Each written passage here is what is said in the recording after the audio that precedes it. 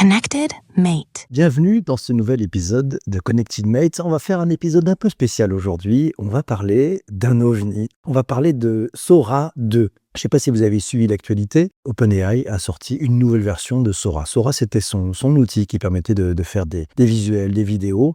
Ils sont allés beaucoup plus loin. Et pour découvrir Sora 2, j'ai demandé à Alexandre, qui a la chance de l'avoir testé, de l'utiliser. Il a fait même 1,3 million de vues avec une vidéo réalisée avec Sora 2, de nous parler de cet ovni. Finalement, c'est aussi un réseau social. Alexandre, première question pour toi. Avant de rentrer dans ton expérience, toi, tu dirais que Sora 2, c'est quoi? C'est un outil de génération, c'est une app sociale, c'est un mini TikTok, c'est un jouet pour les prompt engineers. C'est où, c'est quoi et c'est fait pour qui? Écoute, pour l'instant, je dirais que c'est toujours un outil de génération, mais dans l'idée, ça pourrait devenir une app sociale. Toi, tu l'as installé, utilisé, tu as posté plusieurs vidéos, une a dépassé 1,3 million de vues sur TikTok. Tu peux nous décrire ce clip? Elle est assez rigolote parce qu'elle est très simple en fait. C'est l'une des premières que j'ai fait. Et grosso modo, en fait, je sauve un chat qui est sur l'aile d'un avion. Donc en plein vol, je me lève, j'ouvre la porte et je vais sur l'aile, je récupère le chat et... Donc tu es dans l'avion, ouais. Tu te lèves, il y a une hôtesse de l'air, je crois, c'est ça. Ouais, c'est ça. Pas, tu vas chercher le En fait, c'est rigolo. Donc en fait, voilà, je suis à 1,5 million. 1,5 million. Ah oui. Peut-être qu'on va faire les 2 millions. C'est assez rigolo parce que je trouve que c'est les commentaires qui me font plaisir et je pense qu'on va en parler. Mais les commentaires sont assez dingues. Beaucoup captent que c'est l'IA, beaucoup ne le captent pas. Et à 1,5 million, j'ai eu des comptes, je pense, de seniors qui m'ont juste dit bravo pour ce geste. Donc c'est assez rigolo. D'accord. Qu'est-ce qui t'a bluffé la première fois où tu as utilisé Sora 2? C'est assez simple, c'est la rapidité et le réalisme. Alors on sent que le modèle, des fois, en fait, il fait des trucs très qualitatifs, des fois un petit peu moins qualitatifs. Mais ce qui est important, c'est qu'en fait, je me suis cloné en moins d'1 minute. Alors attends, comment on se clone? Raconte. Écoute, c'est super simple. Tu es dans l'application Sora, tu scannes ton visage, un petit peu comme quand tu te connectes à des applications bancaires, tu vois. Ouais. Tu mets ta tête dans un cadre, là tu dis 6 chiffres, c'est tout. Tu tournes ta tête à droite, à gauche, c'est bon. 6 chiffres, c'est bon. Alors qu'avant, faut pas oublier, avant ça prenait 8 minutes. Ouais, on va quand même en reparler parce que moi ça m'inquiète sur pas mal de choses. Ouais. Si tu veux, la reconnaissance faciale. Concrètement, pour générer la fameuse vidéo là, qui a fait 1,5 million de vues, ça t'a pris combien de temps pour la générer et la publier? 2 minutes 30. 2 minutes 30. Ouais. 2 minutes 30. J'ai vraiment fait un prompt très basique. Moi je me suis dit, ce qui marche bien sur TikTok, c'est les chats. Bon, je vais me dire, je vais mettre en scène et je vais sauver des chats. Et j'en ai fait une autre qui a fait 286 000 vues. Pareil, je sauve des chats dans un feu. Tu sens que cette viralité, elle est réplicable ou il y aura un effet de mode et puis pouf? Alors, elle va être réplicable sur les trucs un peu bébêtes qui fonctionnent bien sur les réseaux et aussi malheureusement sur tous les contenus qui sont racistes ou autres, qui fonctionnent très bien sur les réseaux aussi. Ah, carrément. Ouais. Ça, c'est sûr. Après, on va être assez habitué aux contenus comme ça, mais je pense qu'on peut réussir à trouver, ou certains vont réussir à trouver des contenus qui marchent et qui s'ajoutent à l'écosystème de base, tu vois. Je pense pas qu'on va avoir d'influenceurs comme ça pour l'instant, mais plus les vidéos un peu bébêtes. Ce qui fonctionne très bien à date, c'est tout ce qui contrôle, tu sais, les contrôles un petit peu à l'américaine. Les policiers américains ont des caméras sur eux, des bodycams. Ouais, ok. Du coup, ils font des contrôles. Ce qui marche très bien, c'est que là, en fait, ils font des contrôles, mais au lieu que ce soit un humain qui est dans la voiture, c'est Sam Altman qui... Maltman, ça peut être Superman, ça peut être des animaux aussi. Ça marche bien et je pense que ça peut être un truc qui peut plaire et rester. Mais ça va être ce qui est assez intéressant, c'est que là, pour la première fois, je pense qu'on a vraiment une IA qui va permettre de créer un type de contenu et il va y avoir une typologie, un thème qui va être accepté, qui va rentrer dans le reste. Ouais. Genre. Tu vas nous en parler un peu plus parce que moi, ce que j'ai repéré, c'est c'est aussi une partie un peu réseau social, peut-être, je sais pas, puisque je vois qu'on peut être amis quand on a un compte Sora, que les amis peuvent te donner accès au site. Il y a se dire que Sora, c'est en fait, tu as Sora le modèle, tu vois. Ouais. Et après, tu as Sora l'app, et l'app a été juste pensée comme un social media, super bien pensé, avec une stratégie marketing, tu récupères des gens, tu as des invitations, ça hype, etc. Tu scrolls, tu sens qu'on n'est pas tant que ça sur l'app, tu vois. Mais effectivement, ça a été pensé comme un TikTok. Et en plus, ce qui est rigolo, c'est que c'est un TikTok que moi, je préfère, tu vois. Les designs est plus sympathique. C'est justement, on va rentrer vraiment là-dedans. C'est un TikTok un peu déguisé, là, tu penses? C'est pas un TikTok déguisé, c'est un TikTok. C'est un TikTok IA. C'est un TikTok IA. C'est du scroll infini. Tu peux liker, commenter. Tu peux... Donc, tu sais, sur TikTok, tu peux récupérer la vidéo et répondre dessus. Là, du coup, tu peux récupérer la vidéo pour refaire ton compte dessus. Ouais. Et la continuer. À quel moment tu t'es dit, en fait, c'est un réseau social, ce truc? Non, je me suis pas encore dit comme ça. D'accord. Mais ça va le devenir juste pour moi qu'il n'y a pas assez d'interaction, tu vois. Voilà, là, je suis en live en train de scroller pour essayer de voir les posts. T'attendais pas qu'on fasse un épisode de podcast? Oh non. Non, mais tu vois, je regarde, en fait, il y a pas énormément de posts que je suis sur mon feed qui font beaucoup de likes. Souvent, c'est des posts sans rien. Tu vois, là, je tombe sur des 64 likes, un petit peu de 2000 likes par-ci par-là, en fonction de comment le contenu a bien été réalisé. Mais c'est pas énorme. Là, par exemple, j'ai une poule qui se fait porter par un drone, ça fait 15 000 vues. D'accord. Mais Ok, ça c'est un peu les contenus un peu, mais c'est des contenus un peu viraux. J'ai repéré que moi il y avait une fonction, je crois que ça s'appelle Remix, c'est ça? Tu peux nous dire ce que ça permet concrètement? bah écoute, c'est un petit peu comme les reshares sur TikTok. Tu sais, quand t'as un contenu de quelqu'un et tu le repartage, d'accord, ouais. bah en fait, là, bah du coup, tu reprends un peu son prompt et tu t'ajoutes dedans. En fait, tu vas pouvoir continuer l'histoire. D'accord, ok. Ouais, donc en fait, c'est un petit peu le des truc où changements. chacun va pouvoir rajouter l'histoire. Donc, ouais, c'est super. Tu as vu émerger des codes, des tendances, des styles typiques déjà sur Sora où les gens cherchent pour l'instant Toutes les vidéos avec des animaux qui sont mis en avant. Ça marche très bien. Il y avait aussi tout ce qui était SpongeBob. C'est Bob l'éponge. Bob l'éponge. Ouais. En fait, ils mettent Bob l'éponge dans une autre position. Et Pokémon. Alors pourquoi en fait je les précise ces deux-là? Parce qu'en fait Sora... Il n'y a pas des droits d'auteur là-dessus? Si, voilà, déjà très important. On sent que là ils ont entraîné sur tout. Voilà. Et tout est très réaliste, donc le modèle aime bien, très bien ces infos-là. Alors, donc les droits d'auteur, on oublie. Ouais, on oublie. Enfin, il y a juste des Marvel où je trouve qu'il n'y a pas grand-chose. Mais sinon tout le reste, ouais, on peut dire qu'on oublie. Et en fait ce qui est très intéressant, c'est que le modèle Sora, des fois, réalise des vidéos réalistes, très quali. Par contre, dès que tu veux faire des dessins animés, etc., c'est génial. Tout ce qui est vidéo vintage et dessin animé, ça fonctionne super bien parce qu'en fait, le problème de grain, on n'y porte pas attention, c'est très différent, tu vois. Et du coup, en fait, ça passe super bien. Donc, c'est pour ça que les dessins animés, ça plaît beaucoup. Mais en soi, ce que j'aurais vu le plus, c'est des vidéos bébêtes et aussi des animaux mis dans le monde réel. Et est-ce que tu as vu un clip où quelqu'un t'a tagué ou a utilisé ton visage? Non. Pas encore. Non, parce qu'en ça, tu as la maîtrise de ça, tu peux autoriser. Alors moi, déjà, j'ai pas mis public mon visage. Donc, ton visage n'est pas public. On appelle ça le caméo, ton avatar. Donc, le caméo, tu peux le mettre en public ou pas. À date, il y a quelques stars qui le mettent en public. Donc, on a Sam Altman, on a aussi Jake Paul, un influenceur américain qui fait plein de choses. Et après, pas mal d'autres. Mais à date, moi, je ne me suis pas mis en public. Je ne l'ai même pas mis ouvert pour mes amis. Mais tu peux aussi l'ouvrir pour tes amis. C'est-à-dire, si tu l'ouvres pour tes amis, ça veut dire que tes amis peuvent réutiliser ton visage dans leur clip? Ouais, c'est ça, ouais.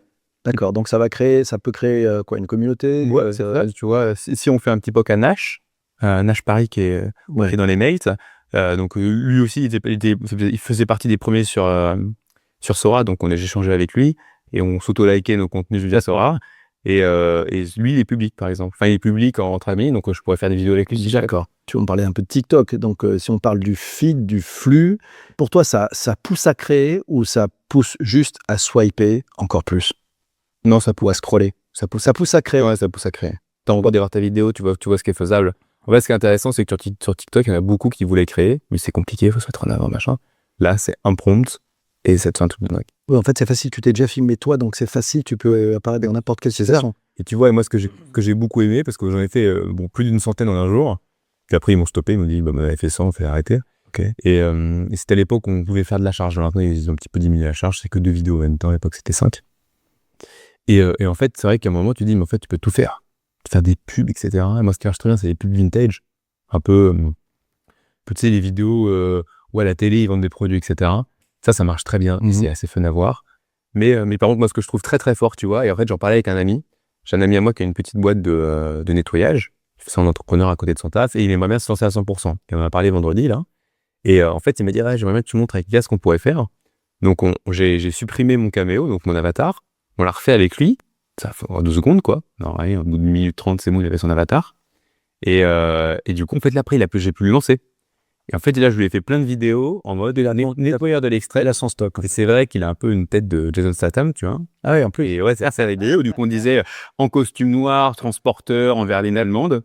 Et j'ai des super vidéos. Et en fait, je sais que quand il va essayer de voir s'il se lance à 100%, on va se recroiser. Ouais, donc t'as fait un peu sa boîte de prose. Mais c'est rigolo, sauf que c'est rigolo parce que c'est vraiment un ami que j'ai envie d'aider. Et je lui dis, trop cool en fait. Dès qu'il va me dire c'est bon, je vais me lancer, ou j'ai mes idées un peu plus au clair. On se retrouve, on fait son avatar. Et j'aimerais, moi, pendant 2 semaines, je garde son avatar. Et dès qu'il a une idée, c'est sympa. Il m'envoie le prompt, je réalise pour lui. Quoi. Et là, ce qui est dingue, c'est que tu vois, ça lui fera une com très bien. Il a un petit secteur, etc. Très propre, il a pas le temps. Il vise 2-3 villes dans un département. Ouais. Ça sera parfait, tu vois, pour Facebook. Il peut faire des trucs super bien, ça reprend bien sa voix et tout. il se met en avant, trop cool, tu vois. Alors, moi, ça m'interpelle parce que ça m'amène deux sujets. C'est-à-dire, je me dis peut-être que c'est l'opportunité, alors je sais pas si c'est une opportunité, mais c'est les selfies nouvelle génération. C'est-à-dire qu'en fait, là où les gens faisaient des selfies, tout d'un coup, avec ça, en s'étant scanné, ça ouvre la porte à tout le monde peut se mettre dans des situations, se mettre en avant, etc. Donc, en fait, c'est ce qu'on a vécu sur Instagram avec toutes ces personnes qui se mettent en scène, c'est fois 100 000, ça va très vite, c'est en 2-2. Ok, on va où là si tout le monde se met à faire ses propres deepfakes dans tous les sens? Écoute, ça, je sais pas trop, mais je pense qu'il y aura toujours un sujet, c'est ce qui est quali qui va ressortir. Soit ce qui est bête, soit ce qui fonctionne, mais c'est le contenu qualitatif. En vrai, moi, je trouve que c'est juste une nouvelle façon de faire du contenu. Et puis à la fin, c'est un peu la règle que je m'étais dit à l'époque où il y avait de l'IA avec la musique. Et de toute façon, ta bande passante, c'est pas extensible. Le contenu est extensible, mais pas la bande passante. Donc à la fin, tu feras ton choix par toi-même et l'algo le fera ton choix par toi-même. Donc en gros, ça fera plus de contenu, alors ça fera plus tourner les serveurs. Le seul sujet qu'en vrai, un peu bête. Un petit problème carbone peut-être? Ouais, un petit problème carbone pour du contenu un peu, vraiment très vide, tu vois. Donc on pourrait presque imaginer que c'est presque une erreur de poste, en fait. Tu vois, ça fait beaucoup de contenu pour rien. Non, mais par contre, à la fin, ça fera de la place et je pense qu'il y a effectivement de la place à les créateurs de contenu comme ça. Donc ce que tu veux dire, c'est que globalement, le niveau moyen peut monter, il y aura un effet de mode, mais un effet de lassitude sur ceux qui lâcheront l'affaire, et puis ceux qui vont continuer à creuser vont créer des choses qui seront encore plus fabuleuses. C'est ça, à fond. Ok, donc on reviendra sur un système finalement assez classique, beaucoup de participants, beaucoup de quoi. Et ce qui marche bien, c'est que tu vois, avant les vidéos avec de l'IA, déjà ils galéraient, ça prenait du temps. Et en fait, ce qui marche bien, c'est que les gens aiment suivre une personne. Alors une personne, un avatar, il faut avoir une reconnaissance dans la personne. Et donc là, tu peux réussir à le faire, tu vois. Et j'espère, ça sera trop cool pour les personnes qui vont le faire, et je pense qu'il y en a beaucoup qui sont en train d'essayer ça, de vraiment rentrer un petit peu premier influenceur IA. C'est possible, en fait, tu vois. T'as ton compte Sora, tu crées ton contenu, si ça marche très bien, imaginez-moi, moi, sauveur de chat, ça aurait beaucoup fonctionné, mieux fonctionné, parce que dans le temps, il n'y a plus de vues. Ça, c'est l'algo qui commence à nettoyer son Sora, etc. En fait, là, tu peux réussir à faire des trucs super bien, tu vois. Je veux dire, tu aurais clairement la place pour un avatar. Sora va s'améliorer et tu pourras faire du placement de produits plus facilement, etc. Moi, tant que le contenu est bien et pas débile et pas mauvais, c'est bon, quoi. T'as vu parce que tu as passé pas mal de temps, t'as vu des créateurs qui s'installent déjà uniquement sur Sora, qui commencent à émerger? C'est encore trop de début. Non, c'est étonnant, Sora. Par contre, je ferais des comptes, plein de comptes, effectivement, que sur Sora, mais je dirais pas créateur parce que je vois pas la personne derrière. Tu sais, c'est toute cette génération des jeunes qui font du TikTok avec beaucoup d'extraits, qui récupèrent les clippers, on appelle ça des clippers, et qui, effectivement, certains font de l'argent via la rémunération TikTok, beaucoup non, parce qu'il faut avoir beaucoup d'abonnés. Mais tu vois, une vidéo, moi, à 1,2 million, peut-être que j'aurais... 1,5, ouais, non. 1,5, peut-être que j'aurais pu faire 200 €, j'aurais pu être rémunéré par TikTok. Oui, d'accord. Un petit peu moins, peut-être. Oui, ok. D'accord, c'est quand même pas mal. Surtout pour un truc qui t'a pris 2 minutes 50, donc c'est pas mal. Est-ce que les marques s'y intéressent déjà, selon toi? T'as vu des marques qui en font déjà ou pas? Non, j'ai pas vu de marque qu'en font. Toi, j'y pense parce que Ryanair aurait bien été une marque qui aurait pu le faire direct. J'ai pas vu. Les Buzzman, j'ai pas vu de ses clients qu'on fait du Sora, alors qu'ils pourraient. J'ai pas vu de surf là-dessus. Je pense qu'en fait, vu que c'est que aux US encore officiellement, l'Europe n'a pas bien pris en main. J'ai vu beaucoup de self-entrepreneurs sur LinkedIn qui ont fait des vidéos avec leur Sora. Certains ont fait des trucs sympas, mais bon, c'est LinkedIn, c'est toujours un peu trop lisse. Mais voilà. Ok. Alors, on va changer un peu. Je voudrais faire une petite transition. On va passer dans une nouvelle séquence. C'est le moment d'ailleurs de mettre le jingle. Connected Mate. Alexandre, tu as parlé de ton visage, tu as parlé de remix. Je voudrais qu'on parle de ça, parce que dans Sora, ton visage, ta voix, ça devient des actifs. Je voudrais savoir jusqu'où ça va. Alors, tu nous as expliqué que pour faire un caméo, c'est le nom du système, il faut scanner son visage et sa voix. Tu l'as fait. Qu'est-ce que tu as ressenti au moment de le faire? Pour toi, c'est banal, c'est inquiétant, c'est pratique? Pour s'assurer que nos auditeurs puissent vraiment comprendre à quel point c'est simple, là, en live, maintenant, je te passe mon téléphone et tu vas refaire ton caméo. Je veux qu'ils entendent ce que tu fais pour qu'ils comprennent le temps que ça prend. Ok. Et sans montage. Sans montage. Alors, ok. Donc, moi, je vois Start Recording and Say the Number on Screen. Voilà. Et Start Recording. On est parti. Je fais un record. Je m'y mets. On va voir. C'est parti. 68, 96, 54. Il faut que je tourne ma tête à gauche. C'est fait. Il faut que je tourne ma tête à droite. C'est fait. C'est en train de s'uploader. Voilà, ça va prendre jusqu'à 1 minute. C'est dingue. Voilà, continuez, Alexandre. Voilà, donc ce que j'ai ressenti, je vais peut-être pouvoir répondre. C'est banal. c'est vraiment tac, tac, j'ai dit 3 chiffres à gauche, à droite, c'est tout. C'est tellement simple. C'est fini. Et ça y est, c'est fini, je suis dispo. C'est à mon caméo. C'est fini. Mais non. Alors là, écoute, tu vois, j'ai la réponse. C'est banal. Je pense que c'est quand même un peu inquiétant. Et c'est tellement pratique, mais je sais pas où ça va. C'est ça le truc qui est bien.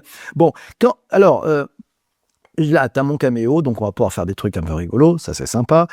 Quand tu veux inclure un ami, il doit donner son accord obligatoirement. C'est lui qui décide de donner son caméo. Tout à fait. Quand tu as un caméo, en fait, tu mets comment tu souhaites qu'il soit public. Et j'ai pas de bêtises. Si Alors, mets pas le mien public, ça serait cool. Cameo Access, tu as Only Me, People I Approve, Mutuals ou Everyone. Tu vois. Donc People I Approve, ça c'est bien. Ah, donc tu as plusieurs gradients, tu as 4 gradients d'intimité. Et cette fois, c'est le People I Approve que j'avais oublié. Et c'est vachement bien parce que du coup, ça fait que si tu veux faire une vidéo avec un ami, un collègue, un pote, ouais. Oui, imagine, si on le prend en mode influenceur, de temps en temps, tu es d'accord de mettre ton écosystème avec toi, celui qui se choisit. Tu crosses, tu fais du cross. Mais du coup, c'est vachement bien parce que c'est pas que public, quoi. Tu as vraiment la main. D'accord. Et tu peux l'ouvrir et le fermer quand tu veux, ça. C'est toi qui as la main, c'est ça. Donc, ces gradients d'intimité, tu peux le faire. Tu penses que cette histoire de contournement, de consentement, ça peut être contourné ou pas? Non, ça c'est logiciel. C'est technique. Enfin, il faudrait hacker Sora. D'accord. Donc ça tient. Est-ce que tu penses que OpenAI... Attends, vas-y. C'est pas hackable dans Sora. Par contre, tu as vu le temps que ça a pris. On a pris moins de 30 secondes. Là, c'est rien, ouais. Je pense qu'il y en a beaucoup qui vont réussir à le faire basé sur des fausses vidéos de personnes, tu vois. Oui, mais il y avait les chiffres. Il y avait les 3 chiffres à donner. Tu vois. Je pense qu'avec des IA aujourd'hui... d'accord. Je pense que tu peux faire. Ouais, ça pourrait se hacker. Bon, c'est faire gaffe quand même. Tu penses qu'OpenAI pourrait garantir que ton visage ne soit pas utilisé sans autorisation? Finalement, tu viens de prouver, on vient de prouver avec à la façon de le faire, que, sauf si c'est hacké, que c'est bien moi. Donc ça veut dire qu'il y a un élément de preuve, ou si jamais il y avait d'autres données qui circulaient avec mon visage sans que j'en ai donné l'accès, est-ce qu'OpenAI pourrait devenir finalement le garant de cette image? Qu'est-ce que tu en penses? Pas possible, ça va trop loin, c'est... non, je suis d'accord avec toi. D'accord. Ouais, je suis d'accord avec toi. En fait, je suis en train de... Je suis dans les FAQ de ChatGPT, là. Ouais. Et en fait, je suis en train de voir justement... Sora, c'est ChatGPT, OpenAI ou Sora? C'est OpenAI. C'est OpenAI, d'accord. En fait, c'est rigolo, parce que dans les legal parts d'OpenAI, ils ont mis un bouton Ask ChatGPT pour pouvoir vraiment savoir... c'est smart, ça. C'est bien, ça. Tiens, question plus personnelle. Si demain, ton visage était remixé dans une scène que tu trouverais gênante, tu peux faire quoi, en fait? Ah, si quelqu'un le fait avec toi? Ouais, c'est-à-dire quelqu'un te prend ton visage, fait un truc un peu bizarre que tu veux plus. Tu t'adresses à qui? T'écris à qui? Ça se passe comment? Comment tu peux dire « je veux pas », c'est foutu ou pas foutu? Bah écoute, je sais pas. D'accord. Vraiment, je sais pas comment tu peux faire une démo. Je pense que peut-être que tu peux supprimer. Je sais pas si t'as le lead, en fait. Enfin, il faudrait que j'en crée une avec Nash et je pourrais te dire. D'accord. Autre question, est-ce que tu penses qu'il y aura un droit à l'effacement dans ce type de système ou pas? C'est-à-dire qu'à un moment donné, je dis, bon, j'ai joué, mais je veux plus du tout. Je veux plus. Et videz tout. Ouais, effacez-moi. Si, ça, je pense. Ouais, je pense. Alors, en total, effacez-moi, je sais pas, mais tu pourras bien supprimer tes vidéos. D'accord. Le seul problème, c'est qu'après, ça dépend aussi. Ouais, il y a la viralité, l'effet Streisand, c'est-à-dire que le truc est partout. Ouais, tu sais, moi, j'ai fait un petit peu de vues sur TikTok. Ouais. J'ai des vidéos qui n'ont pas fait de vues, j'aurais pas fait de vues, c'était pas stylé. Ouais. Tu vois, hier, j'ai croisé des amis de longue date, on t'a vu sur TikTok et tout. Ouais. C'est stylé ce que j'ai fait des vues, j'aurais pas fait de vues, c'est horrible, tu vois, c'est très gênant. Oui, en fait. Oui, il y a presque de la gênance, ça n'a pas c'est rigolo, en fait. Mais juste les vues font putain, le chapeau et tout, t'as réussi à faire un truc cool. Tu n'aurais pas eu de vues, voilà. Ouais, sur ces vidéos Sora, il y a un watermark. C'est marqué que ça vient de chez Sora. Ouais, mais ça suffit comme preuve ou ça s'enlève? Tu verrais le nombre de gens sur X qui ont fait des petites apps en vibe coding qui dégagent le watermark. Mais non. Si. Bon, allez, on continue. Autre séquence, parce que moi, tout ça me pose d'autres questions. Finalement, c'est quoi le modèle économique derrière? Qui c'est qui crée? Qui c'est qui paye? Qui c'est qui gagne quoi? Tu as fait 1,5 million de vues. Tu nous l'as dit, tu n'as pas mis de monétisation derrière. Donc, tu dis que ça t'aurait rapporté à peu près combien cette vidéo? Je ne connais pas trop sur la référence, sur les paiements TikTok des vidéos.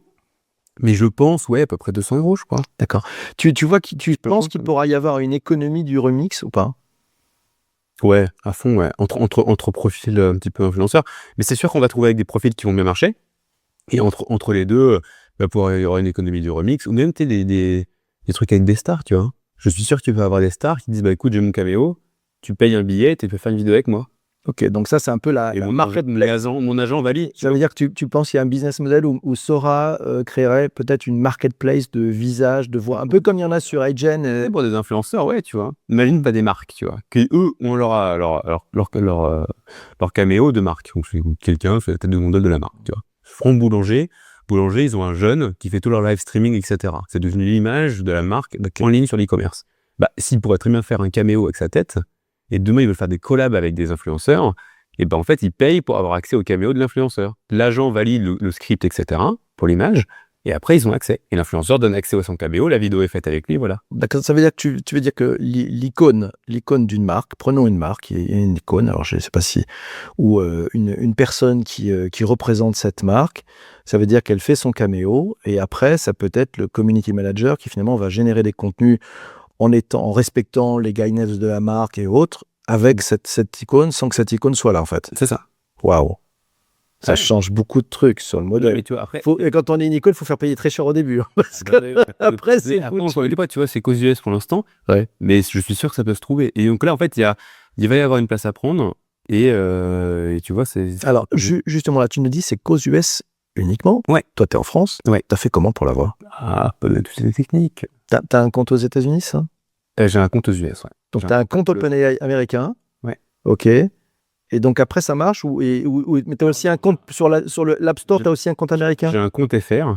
T'as un compte français, ouais. Européen, ça, il n'y a pas de sujet. Chez OpenAI.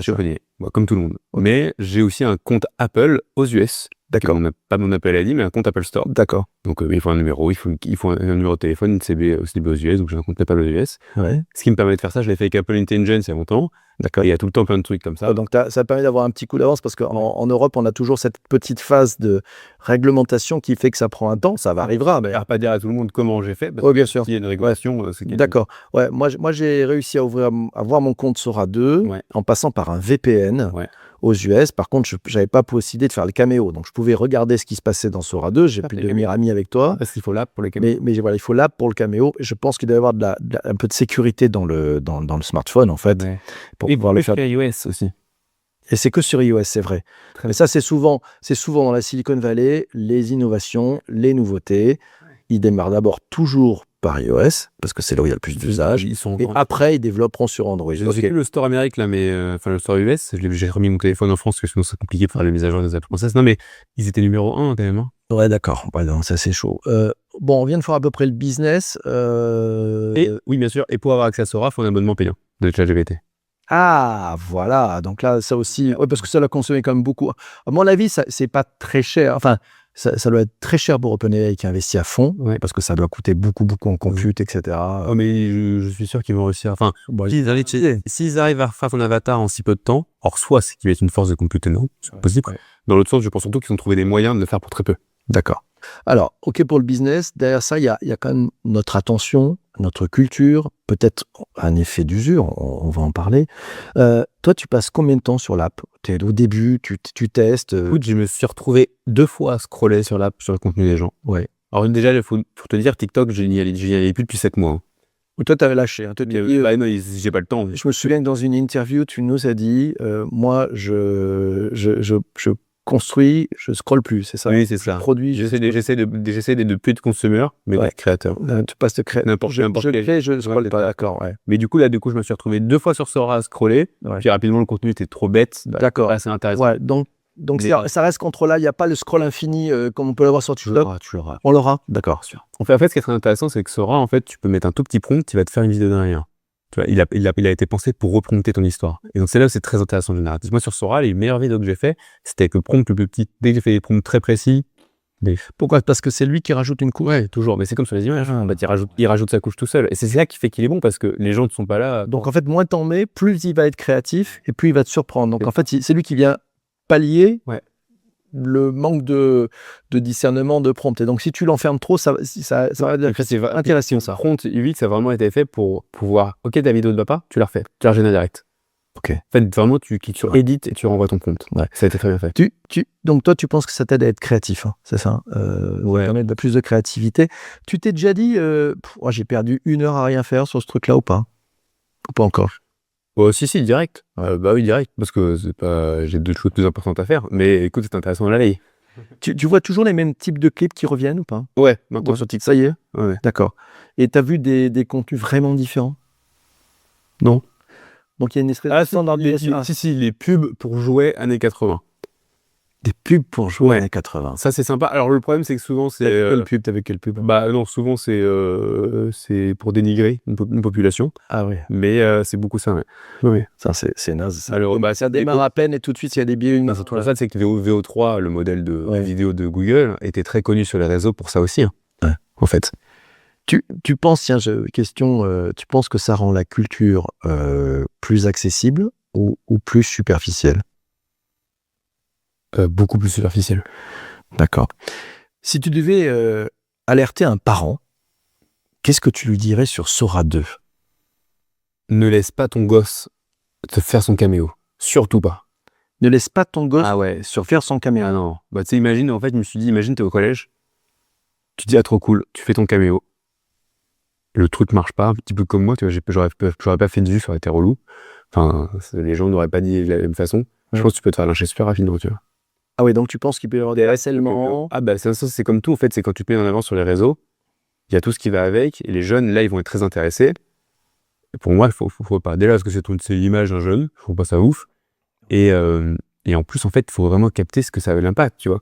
Ouais, c'est les fameux gradients d'intimité aussi. Donc, en fait, ce que tu veux dire, c'est qu'il faut de la maturité et de l'expérience parce que ça peut aller très vite et beaucoup trop loin. C'est que là, tu peux vraiment mettre ton image à fond en avant et en fait, dans un écosystème où les gens réagissent toujours mal, tu vois.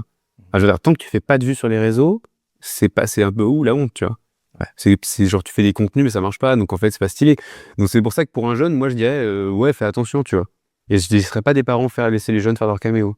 Ou du moins, il serait pas public. Ça serait surtout qu'en plus, rapidement, des bêtises peuvent être faites, tu vois. Oui, c'est pas ça qui va manquer, je pense. Ouais, non, mais c'est important, franchement, c'est important, faut faire gaffe parce que c'est une nouvelle façon.